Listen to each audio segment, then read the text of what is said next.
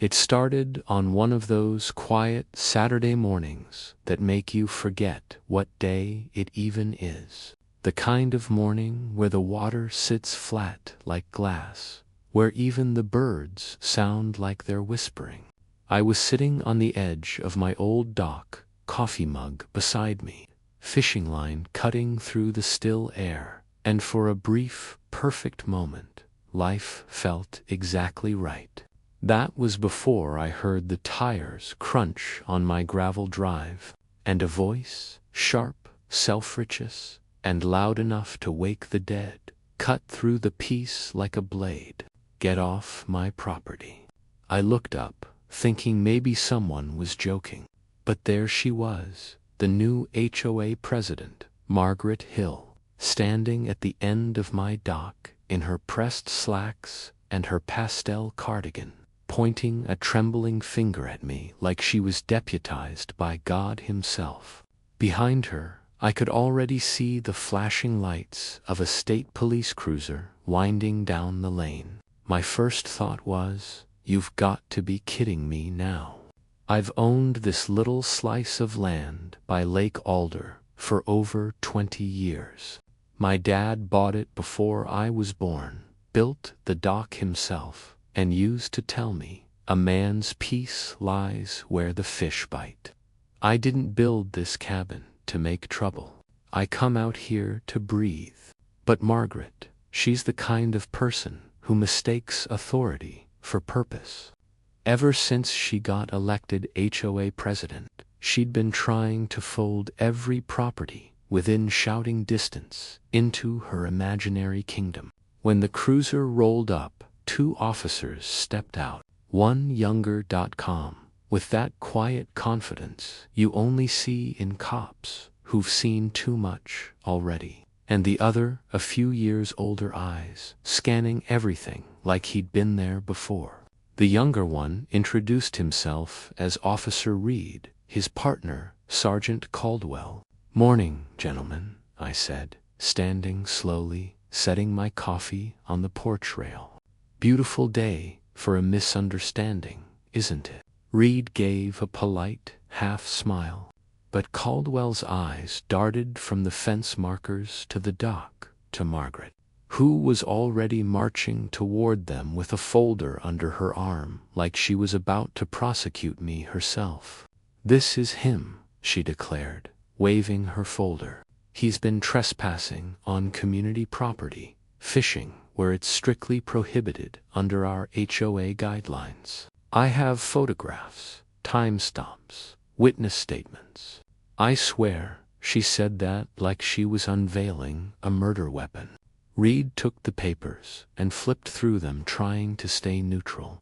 "Sir," he asked me, "these photos show you fishing here several times. Mrs. Hill claims this dock falls within community-regulated waters. Do you have any response?" I nodded slowly. "Sure do. You might want to ask Mrs. Hill if she checked the county land records before calling you," Margaret scoffed. "I don't need to check records. I've lived here for 6 years, and I know exactly where the HOA boundaries fall." Caldwell raised an eyebrow. "Ma'am, could you point out those boundaries for me? Because, according to our GPS, this property appears to sit about half a mile outside your HOA's jurisdiction." The way the color drained from her face was almost artistic. She fumbled through her folder, pulling out a hand-drawn map with lines that looked like a toddler's crayon project. "These are the official community lines," she said, shaking the paper. Reed held it up, compared it to the survey posts in my yard, and then exchanged a look with Caldwell. The kind of silent cop look that says, "Yeah, this is nonsense, but let's stay professional." "Ma'am," Reed said gently, "these markers here show this land is privately owned, unless you have certified surveyor documents. This looks outside HOA jurisdiction." Margaret puffed up. "I don't need surveyors. I am the president of Alder Ridge, HOA, and I will not let reckless individuals ignore our community standards. I'd had about enough. I went inside, grabbed my property deed, and came back with a folder of my own. Here, I said, handing it to read. 22 years of taxes, land use permits, and a deed signed by the same county you both work for. You'll find the lines clearly drawn, Reed nodded, flipping through it carefully. Everything checks out, he said after a moment. Sir, you're within your rights to fish on your own property. Margaret's jaw tightened like she'd just bitten a lemon. This isn't over, she hissed, stuffing her papers back into the folder. We'll be calling an emergency HOA meeting. You'll be hearing from our legal counsel. Well, I said, picking my coffee back up. Make sure your counsel knows how to read a map. The officers left with a polite nod. Margaret stormed off in a swirl of indignation and perfume, and I just sat back down, lying in the water, watching the ripples fade. But I'll be honest, part of me knew she wasn't done. People like Margaret don't back off when they're wrong. They double down. The next morning proved me right. Around 9 o'clock, a knock came at my door. Soft, nervous, like the person behind it didn't actually want me to answer. When I opened it, there stood Rachel Adams, the HOA secretary, clutching a leather portfolio. Rachel's always struck me as one of those people who joined committees out of guilt, not power. She looked like she'd rather be anywhere else. Mister, she hesitated, realizing she didn't know my name. Dan, I said. Dan Marshall. Mr. Marshall. She started again. Mrs. Hill asked me to deliver this formal notice. It regards yesterday's incident and tomorrow evening's emergency meeting. I took the envelope and smiled kindly. Thanks for coming all the way out here. I imagine it's been a busy week for you. Rachel nodded, her eyes darting toward her car. Mrs. Hill is very thorough, she said carefully, diplomatic.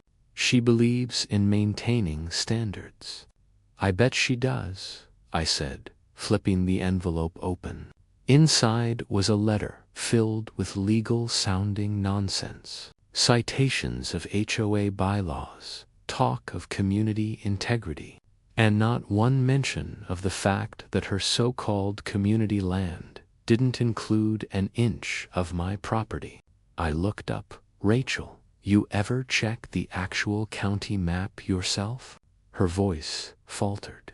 I handle meeting minutes and correspondence. Mrs. Hill deals with property issues. That told me everything I needed.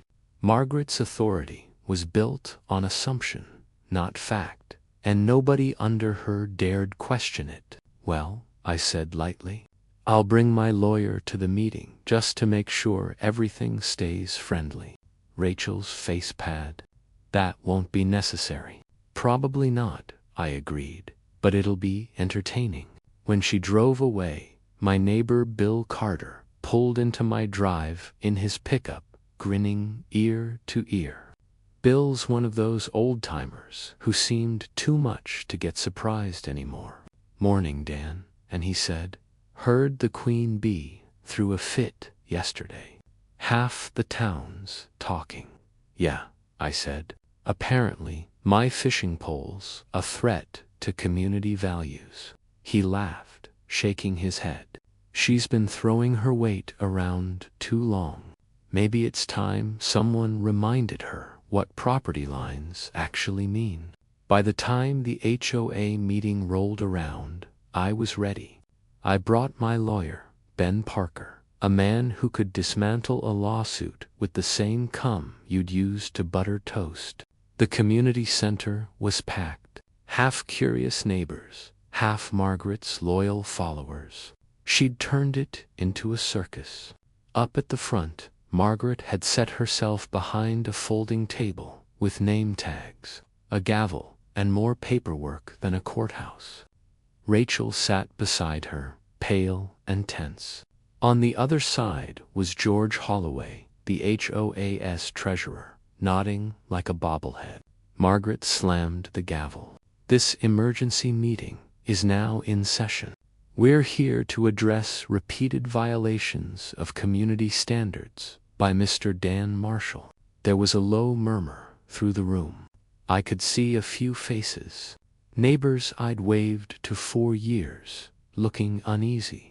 She went on, waving her papers like battle flags. "This man has conducted unauthorized recreational activities within Alder Ridge boundaries, disregarding our regulations and setting a dangerous precedent." Ben leaned over to me, whispered, "She's doing half our job for us." When she finally paused to breathe, I stood. "Mrs. Hill," I said, keeping my voice calm, "before we continue, maybe we should review the official property documents." Her eyes narrowed. "This is a community matter. The legalities are clear." "Maybe not as clear as you think." Ben stood too, holding up a folder. "I have certified copies of county land records confirming this property lies entirely outside HOA jurisdiction." The room went quiet.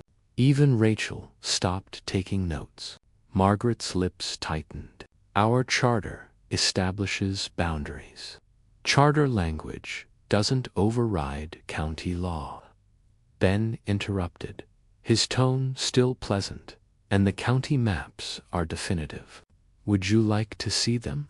Margaret looked ready to explode, but before she could answer, a woman in the crowd spoke up. "Wait, if his land isn't in the HOA, why are we even having this meeting?" That was Patricia Holmes, a longtime resident who rarely said a word.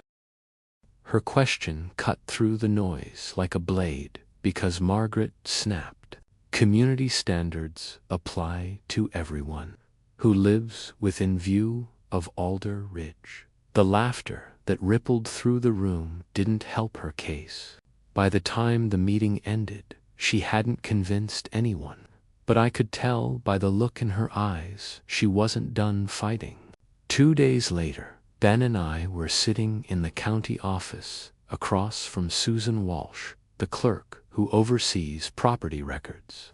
"We've been called in to meet with the HOA's lawyer, a stiff man named Jonathan Price, and of course, Margaret, who arrived 15 minutes early, folder in hand, ready for round 2. Susan spread a large survey map across her desk. "Here's the area in question," she said, tracing the lines with a pen. "This section, Mr. Marshall's property, is private. It's been owned by the Marshall family since 2001.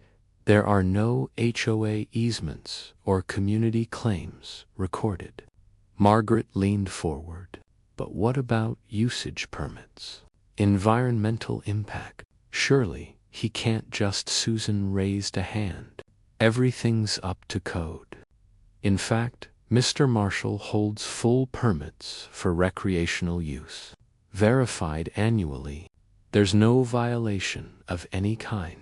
Ben slid a second folder across the table. "Here's the supporting documentation." Jonathan Price examined it, his expression sinking. "Well," he muttered, "that's clear enough." But Susan wasn't done. She flipped another folder open. "Actually, there's an additional note here. This property includes a lease agreement with the state police active for the past 3 years." The room froze. Margaret blinked. "I'm sorry, what?" Susan looked up. "A lease for use as a regional operations outpost. Everything's properly filed." The silence that followed was almost comical. Margaret had called the police on a property they were leasing.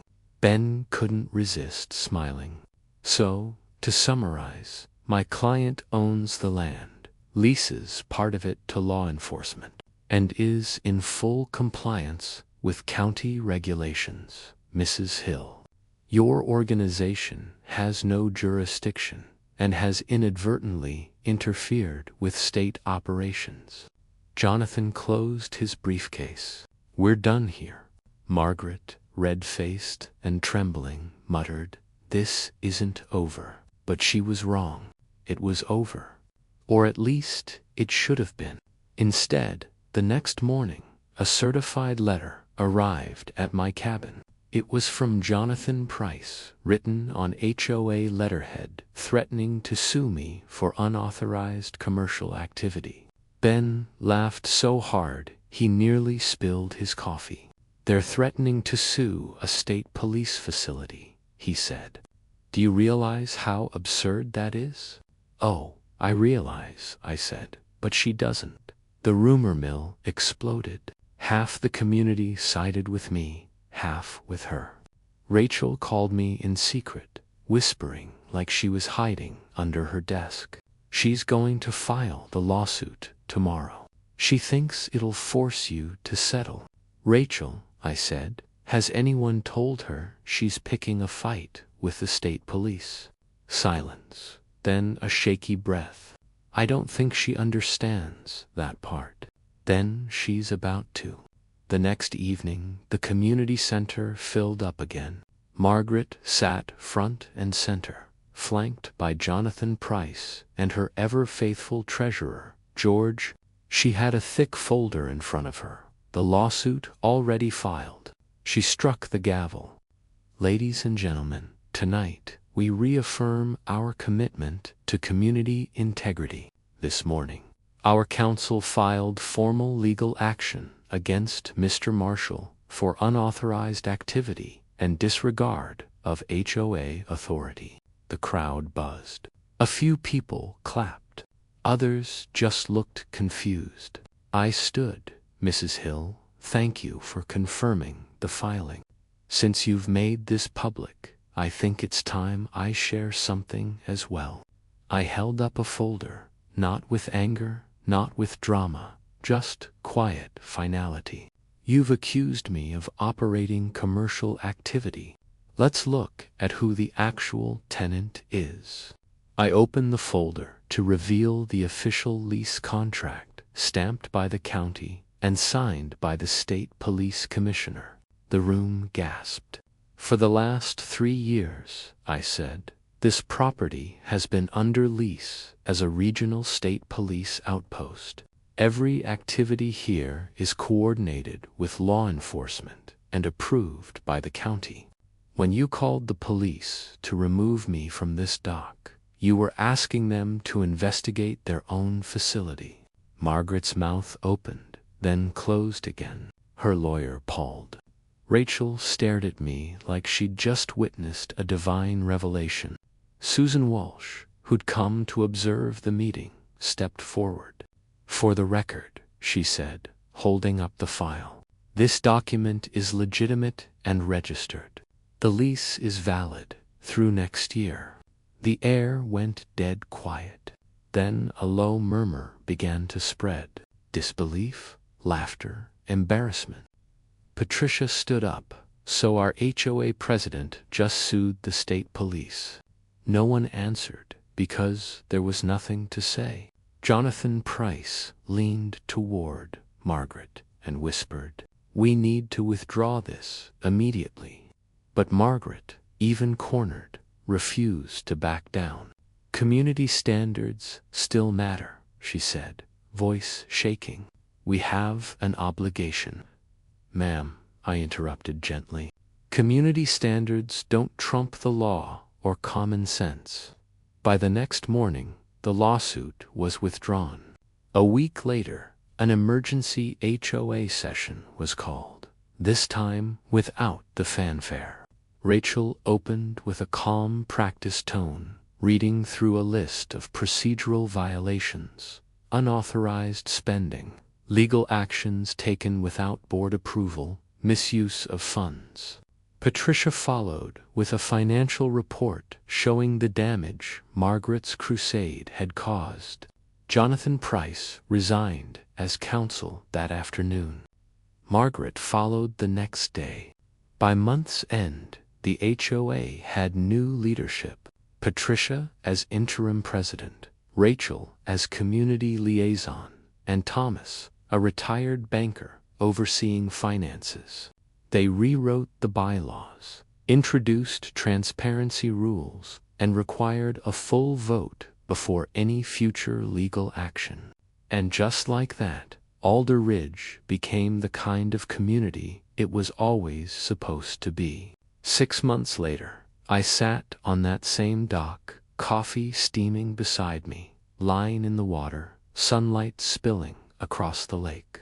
The old boathouse, once my storage shed, now doubled as a small emergency operations center for the state police. Officer Reed stopped by, sometimes off duty, to fish and laugh about the day he'd been sent to arrest me. Funny how things turn out. Margaret moved 3 counties away, took a job managing commercial properties, somewhere she could wield authority without anyone questioning her maps. Rachel turned out to be a natural leader. The community trusted her, and for the first time in years, HOA meetings felt like neighbors talking instead of a courtroom drama.